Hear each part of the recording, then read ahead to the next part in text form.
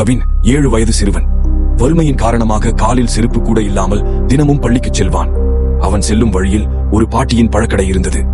தினமும் அந்த பாட்டி அவனை பார்த்து பாசமாக சிரித்தாள். ஒரு நாள் கவின் பசியோடு இருந்ததைக் கண்டு பாட்டி தன் கடையில் இருந்த பழங்களை அவனுக்கு கொடுத்தாள். அதன் பிறகு தினமும் அவன் பள்ளிக்கு செல்லும் போது பாட்டி அவனுக்கு பழம் கொடுப்பது வழக்கமானது. அப்படி ஒரு நாள் சாலை விரிவாக்க பணி தொடங்கியது. பாட்டியின் கடை இடிக்கப்பட்டது. பள்ளி முடிந்து வந்த கவின் கடையை தேடி பார்த்தான். எங்கும் பாட்டி இல்லை. சற்று தூரத்தில் கோயில் வாசலில் அமர்ந்து பிச்சை எடுக்கும் பாட்டியை பார்த்ததும் அவன் மனம் உருகி போனான்.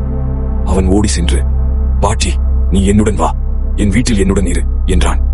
அப்பாவிடம் நடந்ததை சொல்லி, பாட்டி நம் வீட்டிலேயே இருக்கட்டும் என்று கேட்டான். அந்த நாள் முதல் பாட்டியும் கவினும் அன்புடனும் பாசத்துடனும் ஒன்றாக வாழத் தொடங்கினர். இந்த கதையின் அர்த்தம், நாம் செய்யும் நல்லது ஒருபோதும் வீணாகாது. ஒரு நாள் அது நிச்சயம் நமக்கே திரும்பி வரும்.